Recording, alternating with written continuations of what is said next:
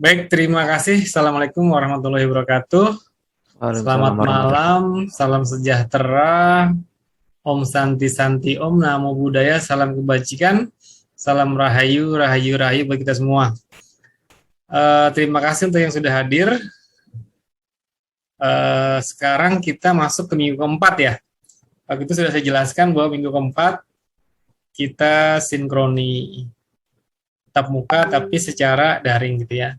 Nah, kalau Anda sudah menyimak yang YouTube atau materi waktu minggu lalu Anda saya kasih sinkroni, kelas lain kelas A saya kasih minggu lalu Anda saya kasih asinkroni, kelas lain saya kasih sinkroni. Nah, itu kelas itu saya kasih ke Anda rekamannya. Nah, sekarang nanti gantian kelas Anda saya kasih rekamannya ke kelas yang A ya.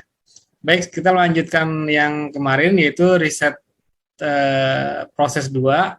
Sekarang kita masuk ke formulasi objektif dan riset desain. Jadi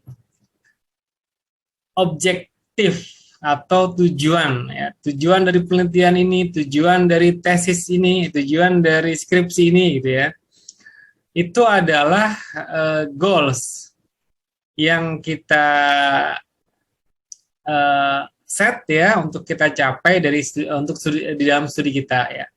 Jadi dia menginformasikan kepada pembaca apa yang ingin kita capai melalui penelitian, gitu ya. Jadi sangat-sangat penting banget di sini sebutnya extremely important ya, to word them clearly and specifically. Jadi harus secara clear dan spesifik gitu Anda dalam merumuskan tujuan Anda gitu ya. Nah, tujuan itu dibagi dua. Jadi ada tujuan utama, general objektif atau gitu ya. Atau apa ya kalau biasanya tujuan umum, tujuan khusus gitu ya di Indonesia ya. Nah, ini adalah overall statement. Jadi pernyataan keseluruhan daripada tujuan penelitian Anda gitu ya. Nah, ini merupakan pernyataan dari hubungan dan kaitan utama yang kita gali atau kita susun gitu ya. Jadi ada main objektif, biasanya di bahasa Inggrisnya aims gitu ya. Di bahasa Indonesia mungkin tadi tujuan umum gitulah ya. Oke. Lalu ada subobjektif, yaitu tujuan spesifik dari pada topik yang mau kita selidiki. Gitu. Jadi kalau Anda punya tujuan, misalnya tujuan umumnya begini, tujuan spesifiknya adalah ini, itu harus diurutkan secara numerik gitu ya. Yang pertama apa, yang kedua apa gitu. Susunannya harus jelas, lengkap, spesifik. Udah gitu, satu tujuan sub objektif atau satu tujuan khusus itu hanya satu aspek studi. Jangan takutnya bingung ya. Jadi satu aja gitu. Satu gitu ya. Ininya apa tujuannya gitu. Udah gitu gunakan kata kerja ya. Gunakan kata kerja sekali lagi. Nah, ini kalau di bahasa Inggris gitu ya. To determine, to find out dan lainnya. Jadi untuk menentukan, untuk mencari, untuk memastikan, untuk mengukur, untuk mengeksplorasi gitu ya. Nah, contohnya untuk misalnya kemarin kita sudah belajar tuh ya di pertemuan kedua kalau nggak salah. Descriptive study ini contohnya to find out the opinion of employee ya. Jadi untuk mencari tahu opini daripada pekerja tentang K3, tentang fasilitas K3 yang disediakan oleh lima company besar gitu ya. Opini mereka bagaimana? Kalau korelasi ya berhubungan namanya korelasi, ada korelasinya gitu ya. Nah, itu untuk memastikan impact daripada training terhadap karyawan gitu ya. Nah, ini contohnya. Jadi Kalau untuk formulasi objektif itu tadi ya harus clear, harus komplit, spesifik. Udah gitu ada sudah teridentifikasi variabel ya yang berkorelasi gitu, antara variabel yang berkorelasi. Kayak tadi kan kalau bisa ini kan untuk mencari tahu pendapat para pekerja terhadap fasilitas K3 yang disediakan oleh perusahaan besar gitu kan. Jadi ada orangnya, ada fasilitasnya gitu ya, ada korelasinya gitu ya. Terus untuk mengidentifikasi arah daripada hubungan gitu ya. Jadi kurang lebih seperti ini formulasinya, kurang lebih ya, tapi Anda jangan terlalu ngikutin juga gitu. Nanti Anda buat dulu, baru Anda cek apakah misalnya udah komplit, udah spesifik, apakah dari tujuan Anda yang buat juga sudah terlihat, ada variabelnya, ada hubungannya gitu kan. Seperti itu. Nah, ini contoh ya, contohnya. Jadi kalau Anda mungkin ketik di Google Scholar itu ada ya. Jadi ini adalah disertasi saya. Nah, disertasi saya waktu doktor. Jadi saya punya general objektifnya tuh ya ini ya. Ada general objektif, ada tadi ininya apa satu-satunya gitu ya. Tujuan spesifiknya. Nah, karena tesis ini merupakan apa ya kayak gabungan dari penelitian-penelitian besar kalau untuk kasus saya. Nah, jadi tiap penelitian punya aim masing-masing gitu. Tapi general objektifnya adalah seperti yang Anda baca itu ya, to develop dynamic supply demand model. Jadi untuk membangun supply demand dinamis ya, supply dan demand gitu ya. Model yang dinamis untuk menganalisis potensial environmental impact ya. Jadi potensi dampak lingkungan yang dihasilkan dari agriculture sektor. Jadi dari sektor pertanian, perkebunan gitu ya. Menggunakan dua case study yaitu Indonesia palm oil, kelapa sawit Indonesia sama Japanese green tea ya. Karena Indonesia itu produk nabatinya gitu ya, produk yang dari tumbuhan yang sangat terkenal itu palm oil, bukan terkenal sih, maksudnya kita merajai di dunia gitu ya. Jadi produser terbesar palm oil di dunia adalah kita gitu. Kalau Jepang ya tentunya Anda sering tahu ya matcha gitu ya, Anda suka makan es krim matcha atau beli apa tuh yang sekarang banyak minuman-minuman ya, entah kopi kenangan, entah apa gitu kan, tuh ada Japanese green tea-nya ya gitu. Nah, nanti saya breakdown tuh. Silakan Anda baca, tapi kita bisa lihat di situ saya menggunakan kata kerja gitu ya. General objektifnya to develop. Untuk yang spesifiknya to analyze, to clarify and estimate ya, untuk mengklarifikasi dan mengestimasi. Yang nomor 2, 3 sama to conduct, untuk melaksanakan ya gitu. Jadi semuanya saya menggunakan kata kerja gitu ya. Jadi tadi sekali lagi objektif itu harus menggunakan kata kerja. Nah, sekarang kita masuk ke konsep indikator variabel gitu ya. Jadi dalam penelitian itu konsep yang kita gunakan harus dapat dioperasionalkan dalam istilah yang dapat diukur gitu ya. Sehingga ini untuk mengurangi tingkat variasi pemahaman dari individu gitu. Jadi karena kita itu engineering ya, kita itu teknik, tentunya kita terkait dengan angka-angka ya. Terkait dengan hal yang bisa diukur gitu. Jadi bagaimana mengoperasionalkan konsep dan pengetahuan ya itu peran penting dalam mengurangi variasi tersebut ya. Jadi konsep apa? Konsep itu gambaran mental atau persepsi kita ya gitu. Oleh karenanya nanti maknanya sangat bervariasi tiap individu gitu. Jadi zaman dulu ya, dulu banget tuh, kalau Anda tahu teori sekarang yang sekarang keluar lagi ya, teori bumi datar, bumi bulat gitu kan.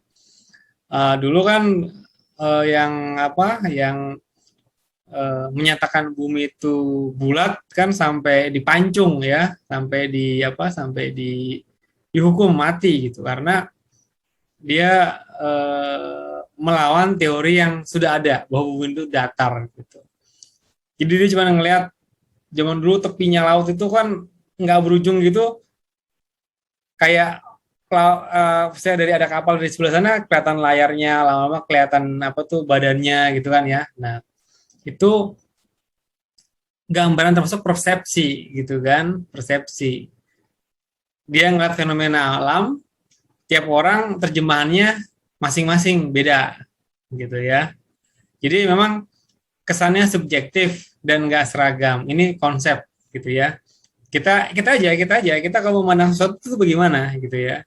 Mental kita tuh menggambarkannya bagaimana gitu kan. Oke ya. Terus, nah variabel adalah gambaran persepsi atau konsep yang dapat diukur dengan nilai yang berbeda-beda. Jadi dapat diukur meskipun mungkin nanti ketepatannya bervariasi.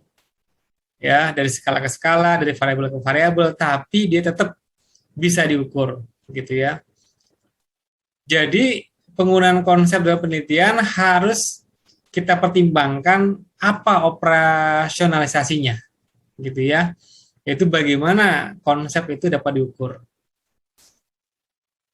Jadi perlu mengidentifikasi indikator yang akan digunakan yang dapat diubah menjadi variabel. Nah, yang saya jelaskan ini Anda pasti masih apa tuh? Masih bingung. Nanti pelan-pelan ya. Nanti untuk ininya definisinya Anda baca lagi. Nah, sekarang kita coba masuk ke contohnya aja ya. Nah, sebelum ke contoh, yaitu indikator adalah seperangkat kriteria mencerminkan konsep. Pilihan indikator suatu konsep dapat berbeda-beda tiap peneliti, tetapi indikator yang dipilih harus memiliki logical link, gitu ya, memiliki apa tuh, yang logik terhadap konsep Anda, gitu. Harus logis, gitu. Boleh beda-beda, tapi harus logis, gitu ya. Nah, nanti tadi makanya gini, ada konsep, ada indikator, ada variabel. Satu lagi ada working definition. Anda boleh aja cuman sampai konsep, indikator, variabel, tapi kalau Anda membutuhkan working definition, boleh Anda tambahkan ya.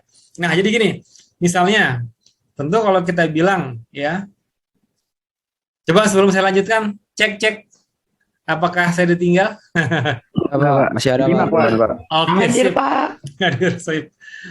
Entah saya ini tinggal makan malam lagi gitu kan ya. Jadi gini, kalau saya tanya satu persatu nih konsepnya menurut Anda orang kaya apa sih gitu. Pasti tiap orang milihannya beda-beda gitu kan. Nah, oke. Konsepnya orang kaya, kita pilih indikatornya. Ada sebagian memilih pendapatan. Ada sebagian memiliki berpendapat indikatornya orang kaya ada dari asetnya gitu kan. Nah, misalnya indikatornya pendapatan, variabelnya apa? Oh, kalau pendapatan terkait dengan gaji, ya. Berarti nanti kalau diterjemahkan lagi, working definisinya apa? Oh, orang kaya adalah yang gajinya di atas 25 juta. Ditentuin langsung spesifik, gitu kan? Itu namanya working definition. Ya. Nah, orang kaya indikatornya apa? Aset. Variabelnya apa? Rumah dia ada berapa, tanah dia ada berapa, kendaraan dia ada berapa, investasi dia yang lainnya, emas, saham ada berapa. Nanti working definition-nya silakan ditentukan. Oh, yang dimaksud orang kaya adalah apabila memiliki aset misalnya di atas 500 juta. Gitu kan? Nah, sama misalnya di lingkungan gitu kan. Lingkungan kan konsepnya apa? Tercemar, tidak tercemar ya kan, di udara atau di air atau di tanah gitu kan. indikatornya misalnya di udara apa? Level level udara ambient ya. Apa misalnya? Partikulat, SO2, NO2 gitu kan. Variabelnya nanti misalnya sesuai undang-undang kalau misalnya di atas partikulat di atas 10.000 misalnya, berarti dia tercemar misalnya. Atau di bawah ini berarti masih pada kondisi yang aman. Sama kayak gitu ya, kurang lebih. Oke, kita lihat contoh yang lainnya. Nah, ini ya. Misalnya Anda mahasiswa. Konsepnya adalah wisudawan terbaik. Wisudawan terbaik, indikatornya apa? Mungkin ada rata-rata nilai ujiannya, kalau Anda UTS, UAS gitu kan, tugas gitu berapa. Keduanya juga dari prestasi. Variabelnya apa misalnya? Grade mata kuliah gitu kan, A, B, C, D, E gitu kan. Working definisinya apa? Oh, yang dimaksud mahasiswa atau wisuda terbaik adalah jika IPK-nya di atas 3,8 misalnya gitu ya. Kalau yang prestasi, variabelnya menjuarai misalnya kompetisi mahasiswa. Jika working definition-nya, jika menjuarai kompetisi mahasiswa tingkat universitas dari lebih daripada 1 kali, gitu kan. Kalau dia misalnya menjuarai tingkat Kabupaten Bekasi, wah berarti lebih lagi ininya prestasinya kan gitu ya. Nah, misalnya Anda nih, sekarang kalau COVID nih sehat tidak sehat gitu ya, terutama dulu awal-awal ditembak pakai termogan ya, panas tubuh ya, kondisi sehat nggak sehat, ditembak Anda masuk kampus pakai termogan. Terus variabelnya suhu tubuh. Nah, dikatakan misalnya tidak fit, tidak sehat apabila suhu tubuh Anda di atas 37,1 derajat Celcius gitu ya. Tensi darah ya. Tekanan darah, ini kata tekanan darah, tensinya berapa? Jika tensi darah Anda di atas 120 per 80 gitu ya. Seperti itu kurang lebih antara tadi konsep indikator variabel gitu ya. Nah, ini penelitian saya. Penelitian saya kurang lebih seperti ini. Ini mungkin juga bisa Anda ini ya perhatikan. Jadi dalam pembangunan berkelanjutan tuh ada tiga ininya kan aspeknya. Aspek ekonomi, environmental, sosial. Nah, sosial ini kan susah sekali ya diukur lah gitu ya, namanya sosial ya.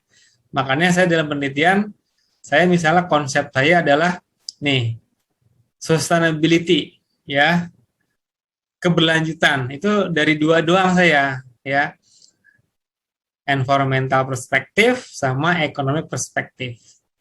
Nah, nanti karena saya ini nanti kalau Anda tertarik baca aja papernya. Singkat cerita setelah ini berproses ya, ini ada data, ada modelnya, dari model keluarlah impact, kita saya sebutnya impact submodel ya. Dalam arti ini kan antara panjang kalau saya cerita ini, tapi ini antara moratorium policy, yaitu waktu itu ada kita diikut dalam joint implementation-nya perdagangan karbon, yaitu kita tidak boleh mengkonversi hutan jadi perkebunan atau jadi apapun gitu ya selama 2 tahun. Nanti kita dikasih 1 juta US billion dolar ya dari waktu di Denmark ya, kerja sama kita. Nah, ini terkait dengan itu nanti Anda baca sendiri, tapi gini. Jadi nanti keluarannya adalah produksi kelapa sawit ya sama carbon balance. Karena begitu kelapa sawit dibangun di lahan hutan, dia akan mengkonversi hutan kan, ditebangin pohonnya. Nah, saat tebang itu karbon terliris ke atmosfer, gitu kan. Tapi sisi lainnya, kasarannya nih, kalau kita ngedebang hutan tidak dijadiin perkebunan kelapa sawit, kita juga nggak dapat income, gitu kan. Yang kalau dalam pabrik keluarannya dia produksi, gitu ya. Nah, jadi eh, keluarannya adalah kelapa sawit, produksi kelapa sawit sama carbon balance. Jadi ya begitu hutan dikonversi jadi kelapa sawit, terilis ke atmosfer karbon, tapi begitu kelapa sawit tumbuh, karbon dihisap lagi, gitu. Itulah disebut carbon balance ya. Jadi berapa yang netnya benar-benar ke atmosfer itu berapa itu. Nah ini dihitungnya dari karbon dioksida ya emisi. Nah jadi untuk environmental perspektif itu eh, indikatornya adalah CO2 emisi. Untuk economic perspektif, indikatornya adalah kelapa sawit, gitu ya. Yieldnya, apa tuh hasilnya, gitu ya. Jadi, ini berarti konsep ya. Jadi environmental perspektif, economic perspektif itu konsep. Udah gitu, indikatornya ini adalah palm oil produksi sama carbon balance-nya. Udah gitu, variabelnya adalah palm oil yield, ya, palm oil yang dihasilkan dari perkebunan kelapa sawit itu sampai dengan produksinya ya diperas gitu ya.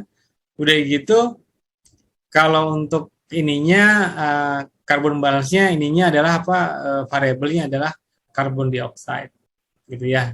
Ini contoh aja. Oke, next. Udah gitu kita ingin membangun hipotesis gitu ya. Nah, kita tentunya nggak begitu tahu persis tentang suatu fenomena. Tetapi kita memiliki dugaan gitu ya. Itu sering banget tuh kalau Anda nanti memperhatikan di sekeliling ada suatu fenomena, nanti Anda menduga-duga tuh. Bisa gitu ya. Kadang-kadang benar, kadang-kadang salah dugaan Anda terkait fenomena yang Anda lihat gitu ya. Udah gitu asumsi kan dugaan untuk membentuk dasar daripada asumsi. Nah, asumsi disebut uji dengan mengumpulkan informasi ya yang nantinya memungkinkan kita untuk menyimpulkan terkait dengan dugaan kita tadi. Gitu ya. Nanti setelah diverifikasi mungkin hasilnya bisa benar, sebagian benar atau salah. Gitu ya. Nah, jadi hipotesis adalah dugaan, asumsi, kecurigaan, pernyataan atau gagasan tentang suatu fenomena, hubungan, situasi, kenyataan atau kebenaran yang tidak kita ketahui. Gitu ya. Jadi peneliti mengungkap asumsi atau dugaan hipotesisnya sebagai dasar penyelidikannya. Jadi hipotesis bisa didasarkan perspektif peneliti sendiri atau pengamatan peneliti lain.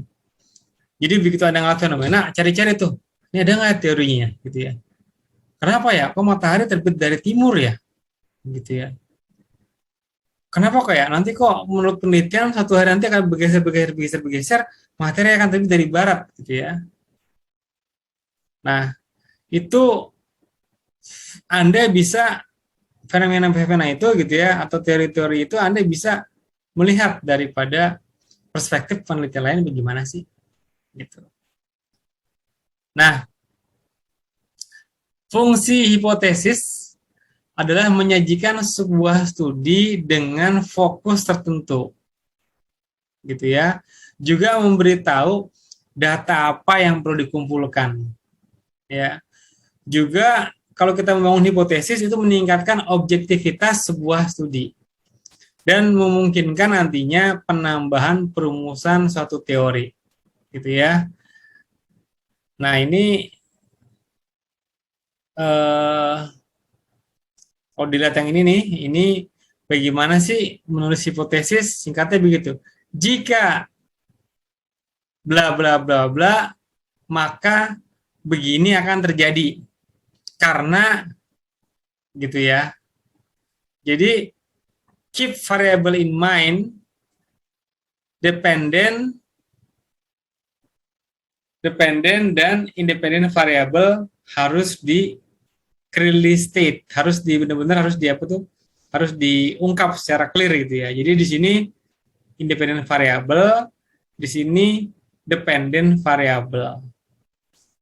Jika bla bla bla bla bla bla, maka bla bla bla bla bla bla gitu ya. Jadi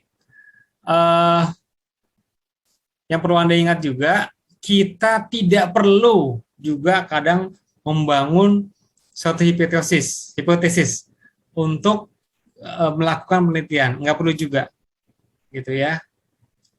Apalagi kalau kita di lingkungan itu ini tidak perlu gitu, tidak perlu. Untuk lebih jelasnya coba kita lihat nih. Nah, sebenarnya apa yang saya buat ini seperti apa ya? Seperti mental model. Tadi kan sebenarnya tuh ini kita aja ya. Fenomena, kita melihat fenomena terus kita menerjemahkan gitu ya. Bagaimana sih flow alurnya? Bagaimana sih hubungan keterkaitannya gitu ya. Nah, misalnya di sini begini ya, itu yang warna kuning gitu ya. Kalau saya bacakan saya terjemahkan bahasa Indonesia itu yang with regards to the GPO demand. GPO itu global palm oil demand gitu ya. Jadi terkait dengan global palm oil demand, permintaan kelapa sawit, Corley nama orang, berargumen bahwa future demand, permintaan kelapa sawit yang akan datang itu akan increase, akan naik seiring dengan kenaikan populasi dan konsumsi per kapitanya, gitu ya. Jadi dia bilang nanti ini permintaan kelapa sawit akan meningkat seiring dengan pertumbuhan manusia, maksudnya jumlah manusia dan konsumsinya per kapitanya berapa gitu ya. Karena gini, kelapa sawit ini disebutnya itu oil dewa ya. Karena apa?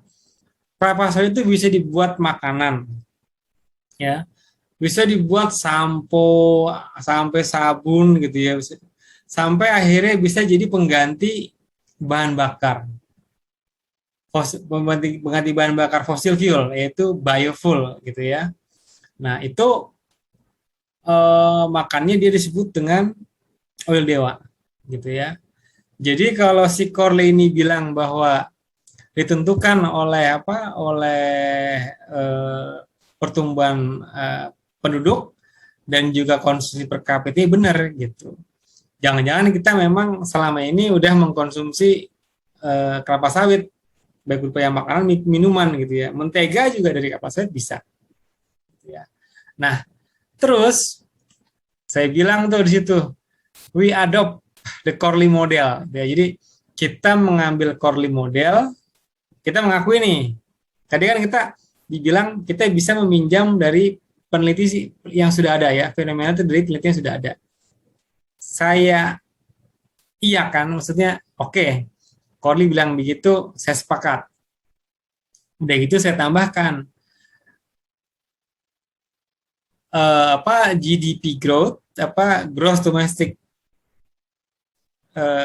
pendapatan per kapita, GDP gross domestic product ya, production ya, grow, dan personal income as other variable yang diasumsikan. Makanya tadi nih, kita main asumsi lagi nih, untuk diasumsikan untuk menentukan konsumsi daripada kelapa sawit per kapita.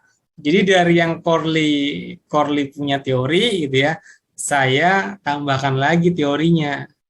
Nah, di sisi sebelah kiri ini, gambarnya inilah hubungannya seperti itu gitu ya. Jadi populasi dunia gitu kan, hubungannya akan menambah permintaan kelapa sawit. Tapi permintaan kelapa sawit juga itu tergantung dengan pendapatan orang, gitu kan.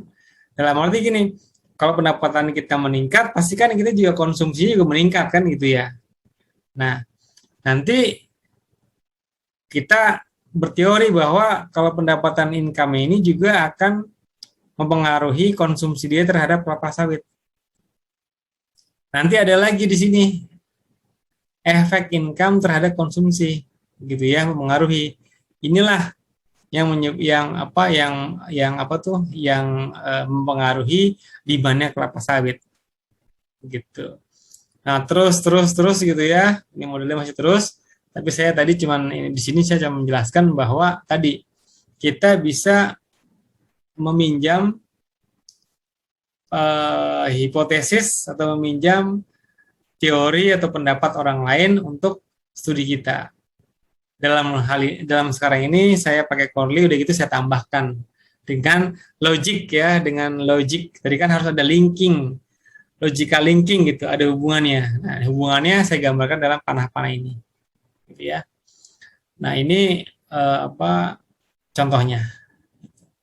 Nah, sekarang kita masuk ke desain penelitian.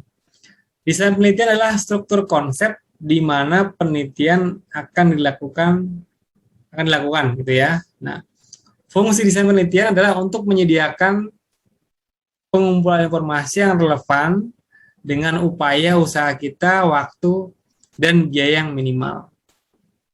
Jadi, riset desain itu mencakup semua hal yang detail yang kita lakukan dalam penelitian gitu ya. Jadi kalau nanti pembaca penelitian kita, ada yang baca penelitian kita gitu ya, dia bisa mereplikasi penelitian kita. Jadi dia bisa ngikutin. Ya. Waktu itu pernah saya sampaikan bahwa kita misal punya penelitian bagaimana cara membuat pisang goreng yang enak gitu ya. Pisangnya ditentukan begini, tingkat kematangannya begini, nanti terigunya begini, ditambahkan gula atau garam begini, sebesar sekian gitu ya. Nah, itu kalau diikuti orang lain, resep kita itu gitu ya, jadi itu barang gitu ya. Sama ini juga begitu. Jadi kalau kita bikin penelitian, kita punya mungkin metodenya atau tata caranya lah, semua nih yang ada di riset desain ini, orang niru, harus bisa direplikasi gitu ya. Juga untuk metodenya ya, metode apa yang digunakan, pengumpulan datanya bagaimana. Nanti kalau Anda survei berapa orang yang berpartisipasi, nanti orangnya bagaimana orang itu dipilih ya, untuk misalnya topik Anda tertentu gitu kan, bagaimana pilihan orangnya, apakah ada kriteria khusus atau enggak gitu kan, dan seterusnya. Nah, untuk mempertimbangkan riset desain itu, maka kita harus mempertimbangkan tujuan dari penelitian kita ya. Tujuan penelitian diidentifikasi untuk menjawab pertanyaan penelitian, dan harus dipastikan bahwa tujuan penelitian tersebut bernomor, mencantumkan nomor sesuai banyaknya pertanyaan. Pertanyaan dari tujuan dimulai dengan kata kerja. Tadi ini ya sudah ya di awal ya. Gitu. Lalu kedua adalah metode pengumpulan data yang akan diadopsi ya. Datanya apa? Data primer apa data sekunder? Kalau data primer itu benar-benar data yang kita ngambil sendiri di lapangan ya. Kalau data sekunder kita dari penelitian yang sudah ada gitu ya. Kita ngambil dari penelitian yang sudah mengerjakan, dipublish. Nah, kita ambil gitu ya, boleh gitu ya. Atau Anda butuh tentang data apa, ada di BPS, Badan Pusat Statistik. Nah, itu data sekunder. Anda tinggal pakai aja, gitu ya. Udah gitu juga kita harus menyiapkan sumber-sumber yang kita pakai dalam penelitian kita ya, itu yang harus terpercaya. Buku, jurnal, proceeding, web resmi ya. Jadi sebisa mungkin kita kalau pakai mengambil informasi atau data dari web itu harus web yang resmi gitu ya. Biasanya kita amannya sih pakai web pemerintah yang ada datanya. Ya kalau misalnya kita ke Indonesia ya pakai BPS gitu ya. Kalau kita nanti misalnya butuh dari luar terkait dengan lingkungan di Amerika misalnya ya USDA bisa ya gitu. Jadi yang udah terpercaya WHO gitu ya, Bank Dunia juga boleh ya kalau terkait tadi dengan GDP segala macam gitu ya. Oke, udah begitu alat pengumpulan data ya. Jadi apakah Anda misalnya melalui kuesioner atau Anda pakai wawancara gitu ya. Nah, itu ditentukan di situ. Nah, lalu analisisnya bagaimana ya? Biasanya ada tiga nih. Kualitatif ya, nanti Anda dari dari data yang Anda ambil ya, baik menggunakan wawancara atau kuesioner, itu Anda deskripsikan gitu ya. Atau data kualitatif berupa angka-angka. Nanti mungkin Anda proses dulu di SPSS atau di mana gitu ya. Atau keduanya ya. Kita bisa pakai kualitatif dan kuantitatif gitu. Nah, ini ada penelitian saya juga, ini tesis saya ya di master, waktu program master. Jadi ini menurut saya sih ini riset desain saya gitu ya, dari problem identification ya, pemilihan tema, terus key variabel kuncinya apa gitu kan, reference mode, jadi itu apa, variabel kunci gimana sih dia trennya selama ini gitu kan. Udah gitu model konsep, jadi kita buat skenario gitu ya. Kalau ini terkait di studi saya yang tadi tuh ya, kalau kita pakai indikatornya sustainability itu apa gitu ya. Lalu masuk ke model formulasi, karena saya pemodelan ya. Masuk model formulasi, model simulasi, nanti model dites ya. Dites tuh yang ini dites. Oke nggak? Kalau nggak oke balik lagi. Berarti ada yang salah. Kalau oke kita maju terus, kita develop terus model kita. Cek lagi. Kalau nggak oke kita balik lagi. Ke tahapan ini berarti kita ada yang salah nih. Ada yang perlu di pertajam, diulang. Bagaimana yang benar? Ikutin lagi ke sini lagi gitu kan, dan seterusnya. Nah, ini jadi kalau dalam pemodelan saya ini yang warna hijau itu kualitatif modeling ya. Yang warna apa tuh ya? Itu warna agak-agak apa tuh?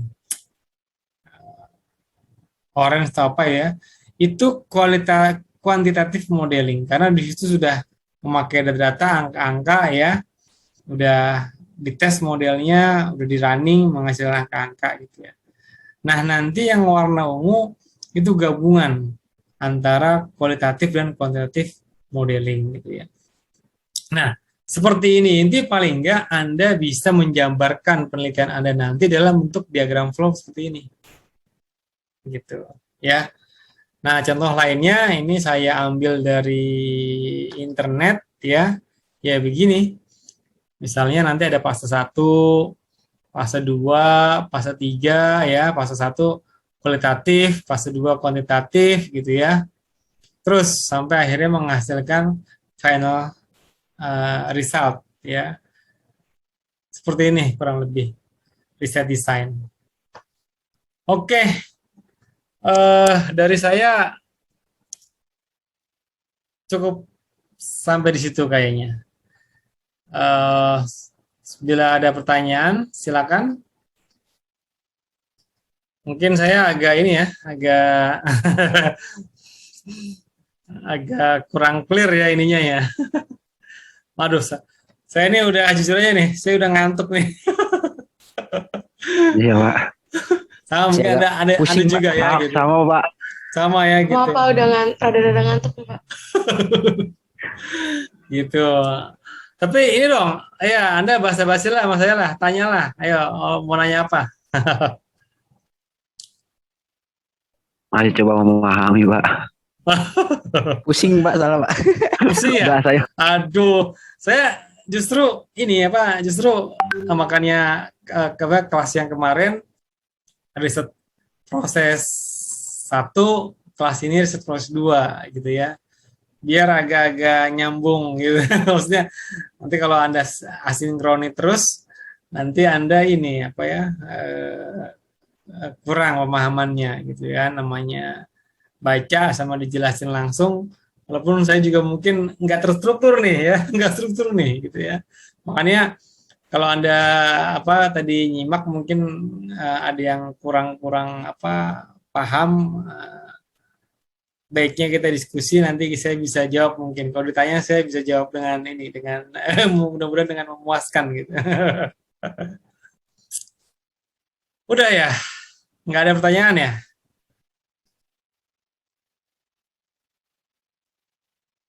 Gimana, halo? Saya mau Ya, tanya, Pak. Ya, silakan, Proyogi. Adam Pak, saya mau Adam. tanya. Ya. Ya, Muhammad Adam. Pak, kalau permodelan gitu ada software khusus atau bagaimana ya Pak buat nemuin hasilnya gitu? Namanya pemodelan, jadi kita memakai alat bantu software gitu ya. Tapi gini, sebenarnya model itu ya mental model kita gitu. Ini di slide yang saya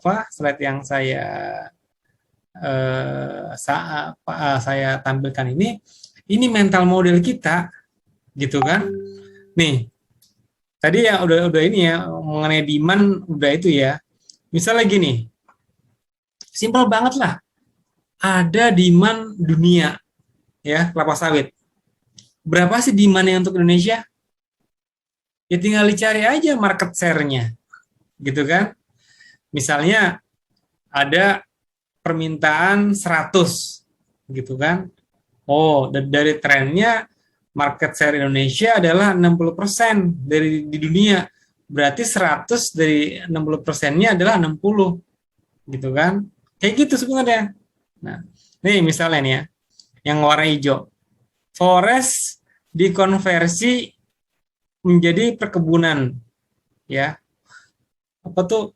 Hutan kita konversi di perkebunan. Tentunya dia akan merilis karbon, ya, ke atmosfer, tuh, ya. Nah, tapi begitu forest dikonversi di perkebunan, begitu perkebunan berdiri, jadi pohon-pohon yang gede-gede kelapa sawit gitu ya. Dia kan juga membutuhkan itu karbon, ya kan? Dia akan menyimpan di tubuhnya. Makanya nanti dia akan menghisap lagi karbon daripada atmosfer. Terjadi balancing gitu.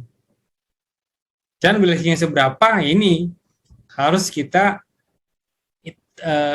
tahu hitung-hitungannya. Nah, jadi awalnya itu sebenarnya kita tinggal mikir aja gitu. Mikir aja sih gimana sih logikanya gitu ya. Nah, setelah Anda menemukan kayak gini nih, hubungan keterkaitan kayak gini ya, katakanlah ya ini hipotesis Anda lah gitu ya. Udah gitu tinggal Anda transfer ke dalam persamaan-persamaan matematika.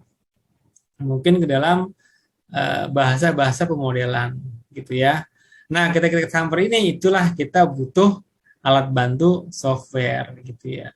Nah, tiap model tentunya punya software masing-masing gitu. Anda tahu nggak saya pernah masuk TV? Tahu Pak yang kemarin di share itu? Iya betul. Oh di share ya? Saya pernah share ya di mana? Di Pernah, status Pak, saya. pas pertemuan pertama pernah, Pak. Oh ya. Nah itu kan saya dari apa seperti ini. Saya hanya memikirkan bagaimana sih COVID di Indonesia ini gitu ya. Kalau Anda cari di YouTube ya, siarannya itu rekamannya masih ada.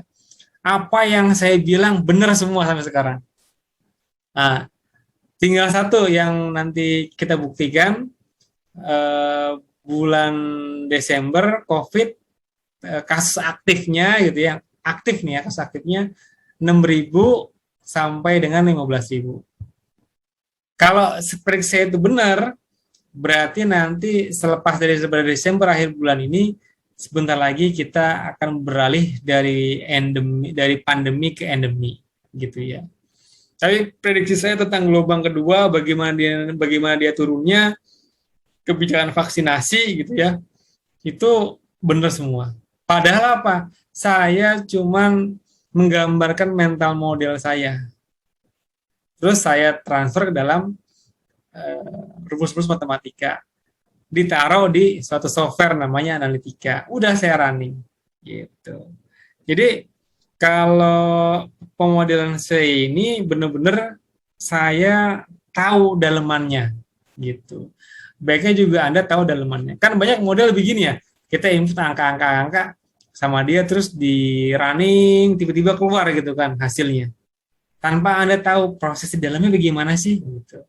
Nah, kalau saya enggak, saya dari konsepnya, terus saya bikin hubungan keterkaitannya, saya bikin rumus-rumusnya, saya formalkan ke dalam sebuah software, modelnya formalkan melalui sebuah software, baru saya running gitu. Jadi saya kadang-kadang juga salah, jadi saya terus lihat lagi, karena saya tahu tadi prosesnya bukan black box ya, jadi ada model bahasa black box, begitu Anda masukin data, di running keluar aja tuh angka ya gitu. Kayak katakanlah SPSS lah gitu ya. Anda cuma pilih 1, 0, 1, 0 gitu ya. Di running keluar p-value-nya sekian. Anda tahu nggak p-value itu bagaimana cara keluarnya ya kan? Nggak tahu kita gitu. Itu sebutnya black box model gitu ya. Tapi kalau yang saya kerjakan ini itu saya tahu dalemannya gitu. Jadi saya benar-benar buat model gitu.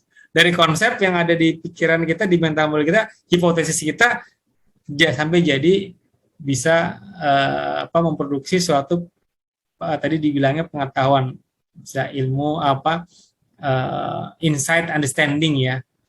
Jadi pemahaman baru, wawasan baru sehingga menimbulkan pemahaman baru gitu. Gimana Bung Adam? Terima kasih Pak, sudah jelas Pak. Ada lagi yang lain? Edi Firman. Ya Pak. Gimana Di? Ada yang mau tanya Di?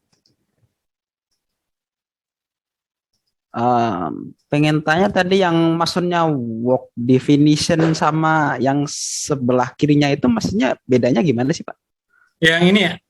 Bentar saya ini. Ini ya? Sama variabel itu maksudnya gimana sih Pak? Dia menjelaskan variabelnya gitu apa gimana sih Pak maksudnya? Gimana ya? Bentar, saya ini dulu. Saya screen dulu ah. Aduh ini koinnya. Sebentar.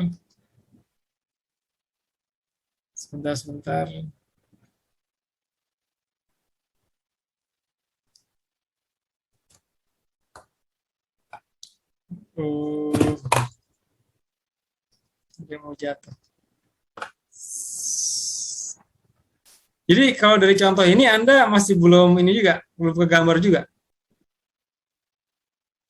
Udah lumayan sih Pak, tapi maksudnya yang working definition itu dia berarti menjelaskan variabel yang sebelumnya gitu maksudnya Pak? Iya, jadi dia lebih detail lagi, gitu. Jadi dia lebih detail lagi. Itu tadi saya bilang terkadang kita tidak sampai situ membutuhkannya, gitu. Tapi kalau Anda di lingkungan butuh tuh, ya kan, baku mutu udara, gitu kan. Itu misalnya untuk partikulat harus di bawah sekian, ya ambang batasnya sekian gitu. Nah itu working definition gitu. Udara dikatakan bersih kalau misalnya partikulatnya di bawah sekian ppm part per million gitu kan.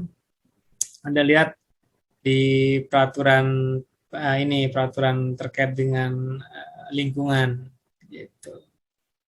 Tapi untuk saya rasa mungkin untuk pemahaman awal paham gitu ya. Maksudnya ya ini kan Anda sakit atau tidak sakit ya kan. Indikatornya salah satunya panas tubuh gitu kan. Variabelnya suhu tubuh gitu kan. Working definition-nya kalau Anda di atas 37,1 derajat berarti Anda sakit gitu. Terkadang kalau Anda nggak tadi terkadang Anda cuma butuh sampai variabel aja.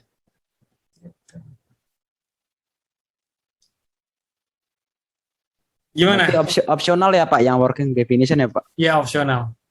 Baik Pak, terima Tergantung kasih Pak. kebutuhan dari studi. Nah, Oh ya. tadi saya dulu namanya dulu masih ini ya, saya tidak begitu belajar ini gitu ya. Tapi saya mikir-mikir karena saya baca-baca aja, mikir-mikir maka saya seperti ini. Ya. Jadi untuk konsepnya dari lingkungan sama ekonomi perspektif konsepnya gitu ya. Udah gitu indikatornya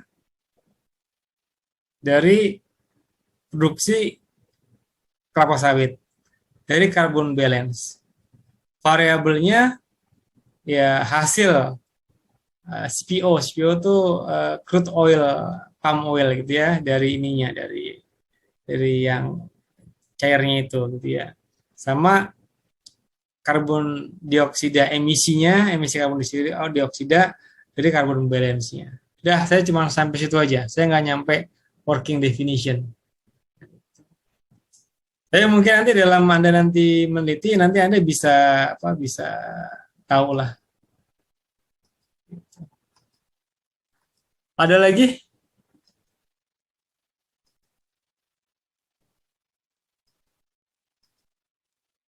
Jangan lupa ya kata kerja untuk objektif. Eva, nanya dong Eva.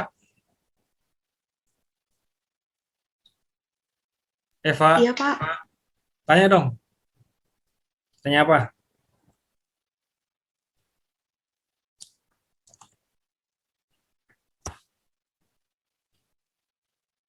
Hmm. Oke, gimana? Apa ada lagi?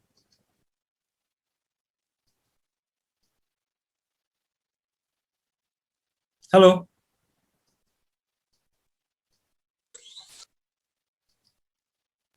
Dari Gimana? saya belum ada sih, Pak.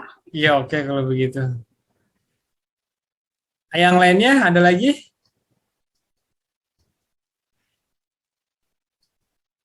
Kalau Belum enggak, ada lagi Pak. belum ada lagi. Oke, kalau begitu ya. Eh, saya sekali lagi deh. Baik, kalau begitu terima kasih banyak ya. Kita udah sama-sama lelah, tapi harus kita laksanakan ya. Mudah-mudahan nanti kita bisa ketemu di kelas. Anda sebenarnya prefer begini aja atau prefer masuk kelas? Saya tanya nih, saya survei nih. Enakan masuk kelas Pak. Enakan kelas Pak. Tapi kan lebih capek di kelas. Gimana sih Pak?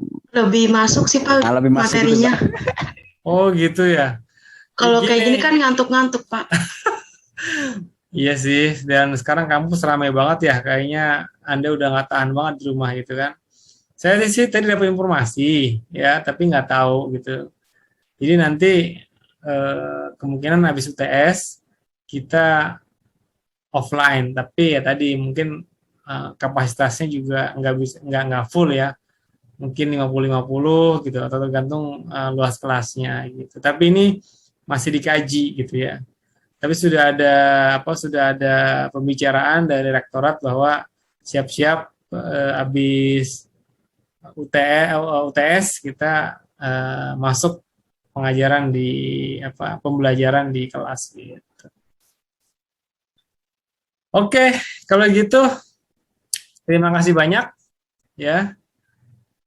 Silakan Anda lanjutkan dengan rencana masing-masing, mau istirahat. Saya mohon maaf kalau ada yang masih kurang jelas ya. Anda baca-baca, nanti saya posting materinya di Google Classroom. Udah begitu, bagi yang tidak masuk sekarang, tidak hadir, tadi saya screenshot sudah saya kasih di grup kita, jadi tahu Anda hadir atau tidak hadir.